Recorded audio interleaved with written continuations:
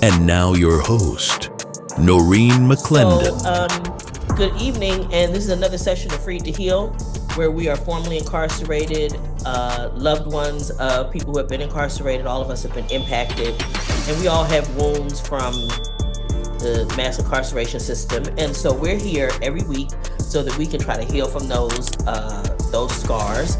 And I'm Noreen McClendon, and I am your host and facilitator. And we have in the room, we have Miss Diane.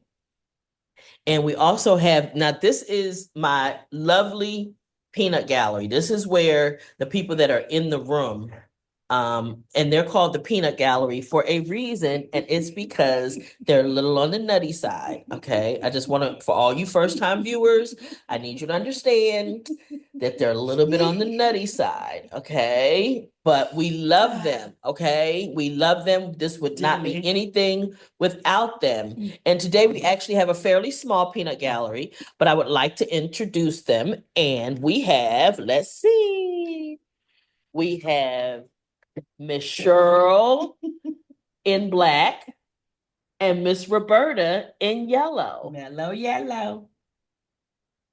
Hi. Okay. Y'all see what I'm dealing with here? Y'all see what I'm dealing with. Okay. Just know that it's on and cracking up in here. Okay. Then we also have with us tonight, we have D-Dub is with us. Wave to the people, D-Dub. And we have Miss Monica is with us. Wave to the people, Miss Monica. And then we also have Miss Stephanie, who's not on camera, but say hello, Miss Stephanie. Hi. And so that's everybody. And I'm Noreen McClendon. And so tonight's topic is something that we do, and it's important for me to also mention that the topics, a lot of the things that I talk about are written in my book, Hurt People Highway, Identifying Unhealthy Elements in Relationships, or Living Authentically You, 5 Steps to Personal Peace. Okay. I also have a workbook for Hurt People Highway. And this curriculum I actually teach in prisons in the state of California. And so one of the things I noticed recently that I think is important, our purpose here is to heal and to be better. One of the things that is always important in everything that we do in life is relationships.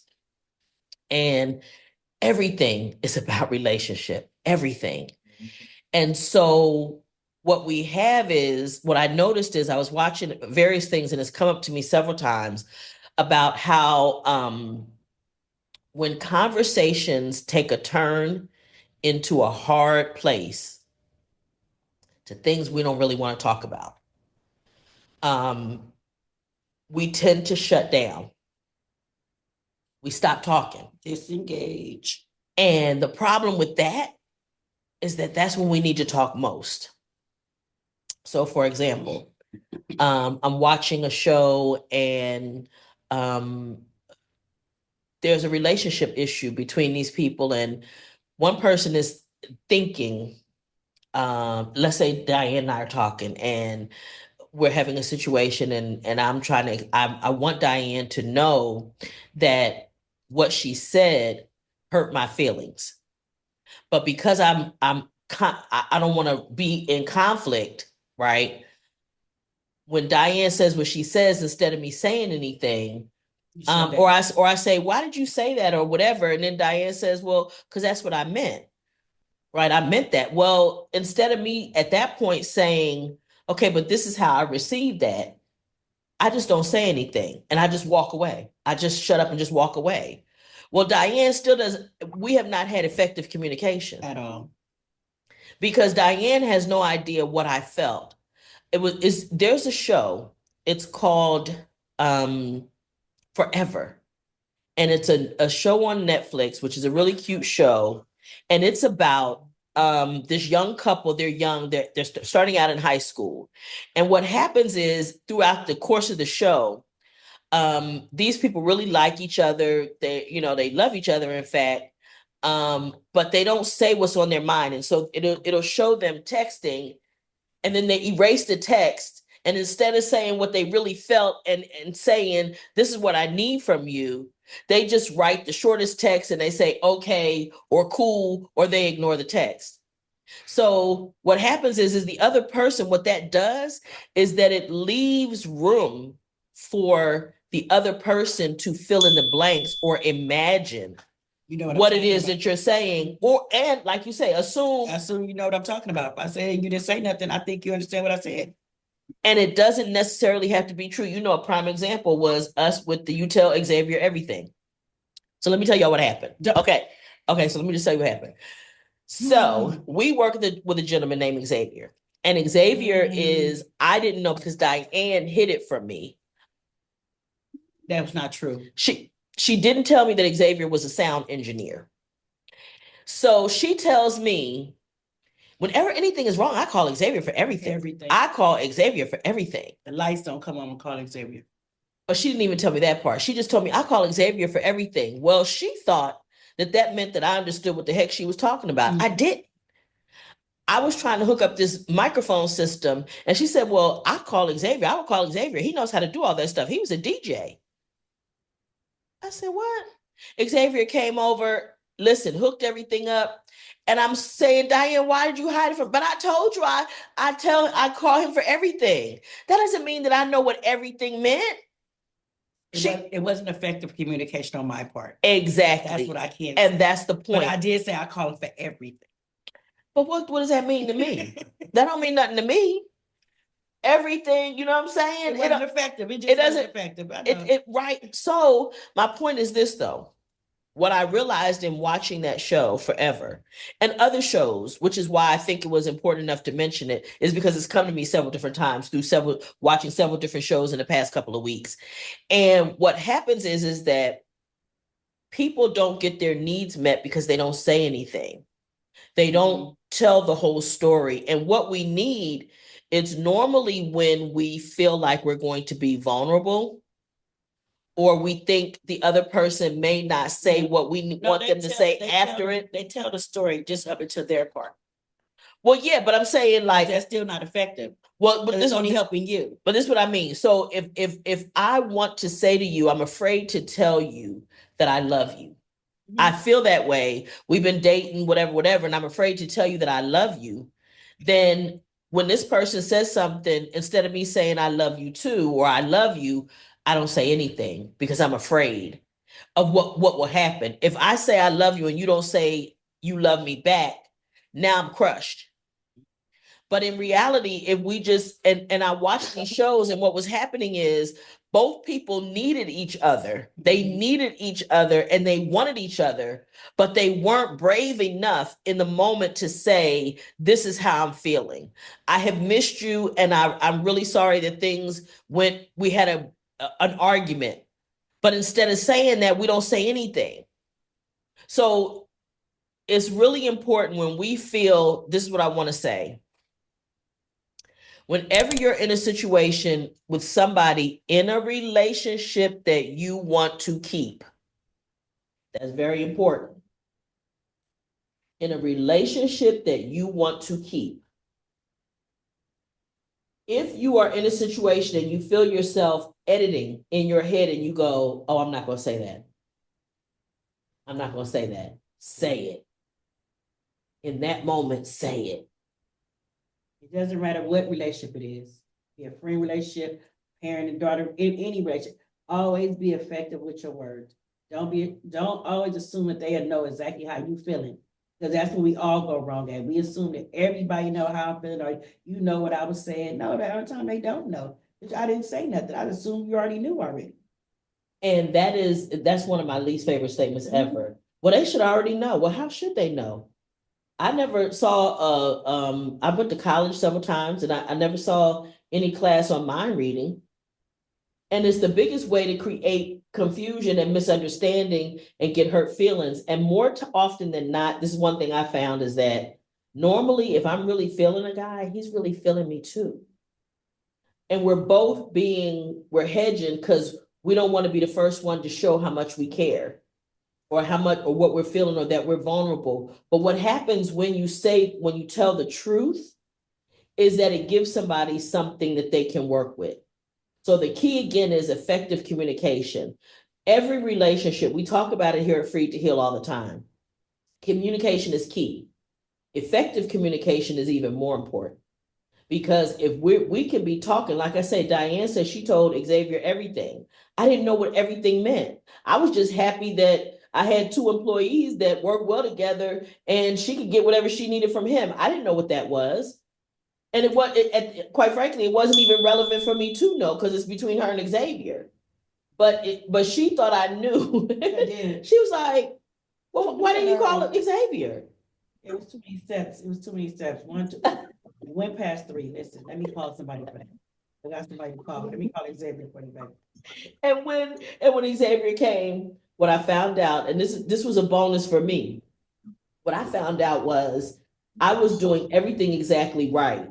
And where I got stuck and the directions didn't make sense is where he got stuck and the directions didn't make sense. So that made me feel a little bit better about myself. Mm-hmm. So I got a bonus, like, okay, you was there, you was there, but I was like, it's too many steps for me. Okay. I can't do that. I gotta call somebody for that. And so at the end of the day, if I had, again, if I had known, I would have done it sooner, and we may not have had all these videos where you can't hear nobody and all that kind of stuff. So I want to ask everybody that's in the house, have you found yourself doing that when you think the conversation is going to make you vulnerable, or you're feeling vulnerable, or when you are afraid of what the other person might say? Do you find yourself editing what you say, or do you just not say anything?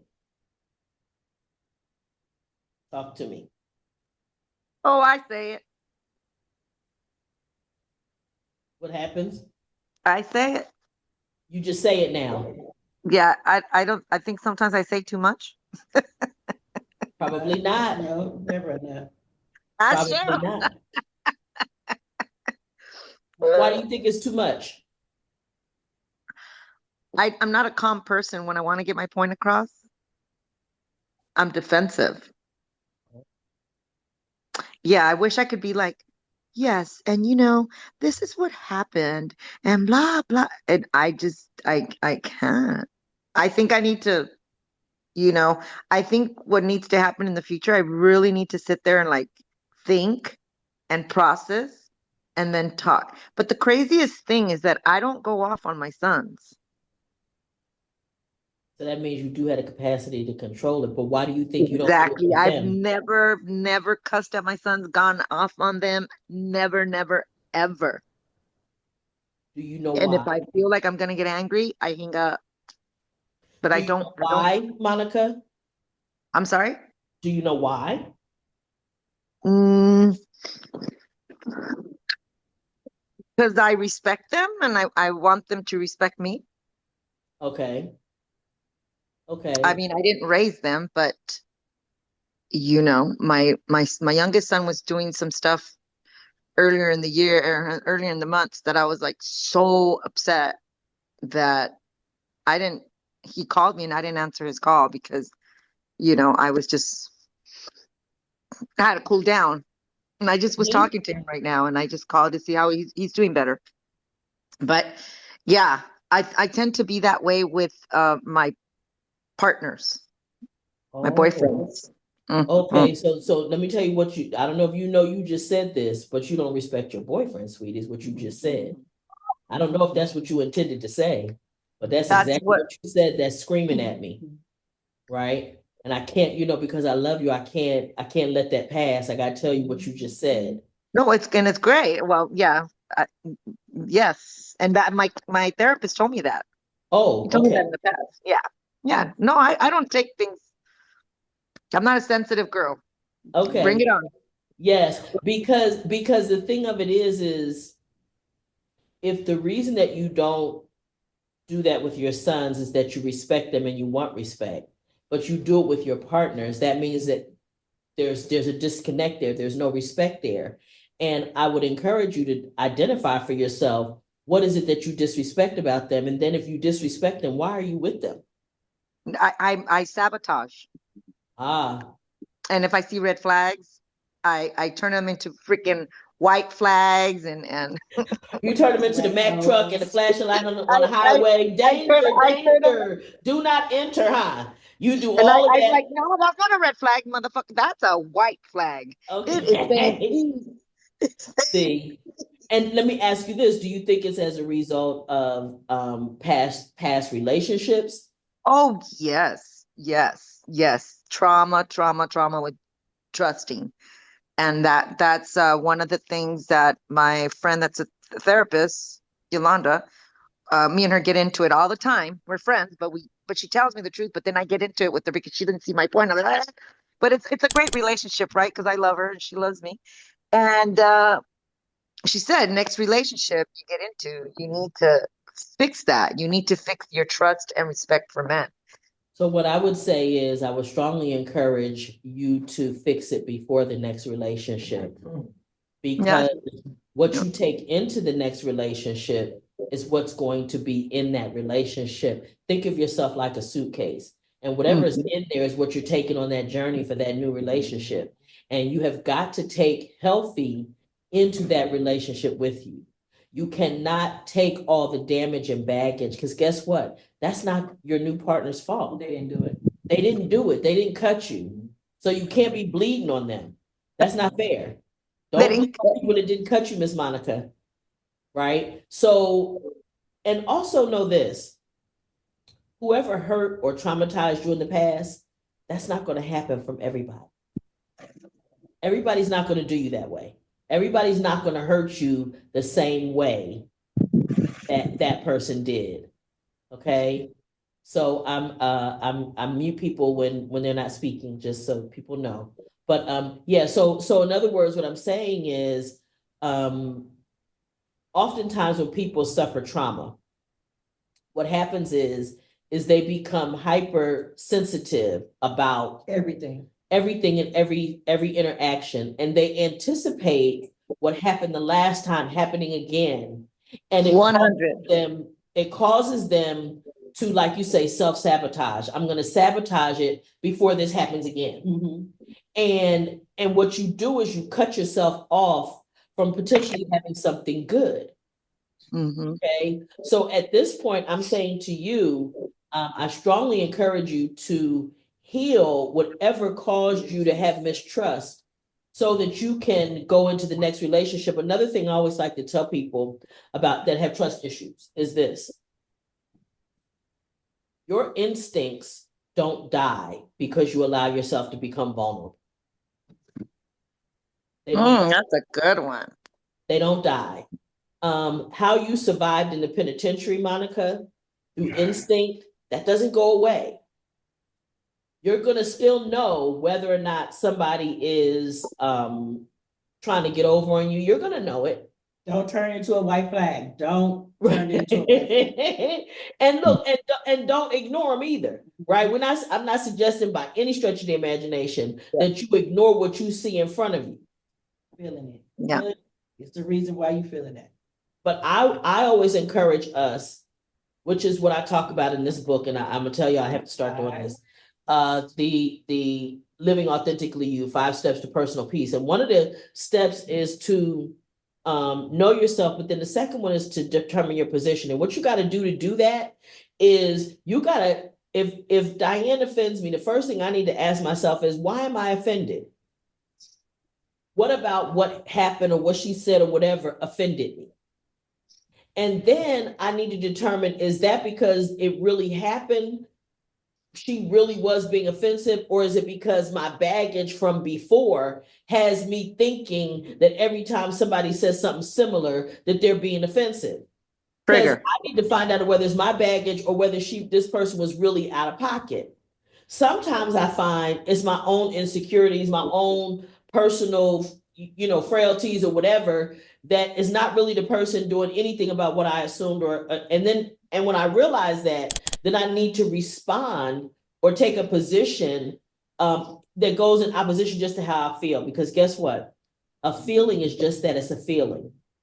Don't take it personal. It may not always be real. It Right. may not always be real. You may feel it, but it doesn't make it real because you feel it.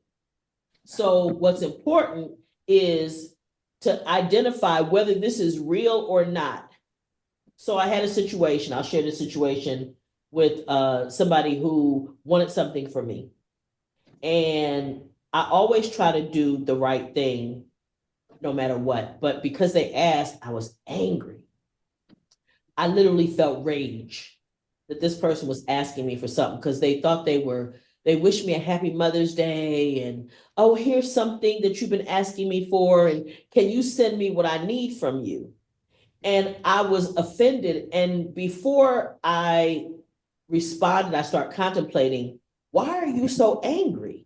What is it about this that's making you so mad? And then I start talking to Diane about it. And Diane was like, when I told her about the Happy Mother's Day wish, she was like, oh no, you're not obligated to allow her to continue to use you. And instantly it clicked. That's the problem. You only want to give me what I've been asking you for months because now you want something from me. You don't care whether I had a Happy Mother's Day or not. Don't bullshit. Don't fucking bullshit me. And everything in me. And I said, you know what? And I told her about herself, and I did not allow her to use me. I didn't send her what she wanted, nor did I look at what she sent me that I had been asking for. But the issue was I first had to examine me, and I had to figure out, why are you so mad? And I realized it was because she was a user. And I had allowed her to use me for years, which didn't in and of itself bother me, but enough is enough. Enough is enough. And that's where I was with it. And that's where I stopped it, right there. So, but again, my first thought was make sure that you're doing the right thing. That's my first thought. Like, I don't want to operate from a place of rage and anger and emotion. And nitpicking. Right. I want to operate from a place of principle, which is again what I talk about in the 5 steps to personal peace. If your life is centered around principle, your decisions will become a lot clearer to you.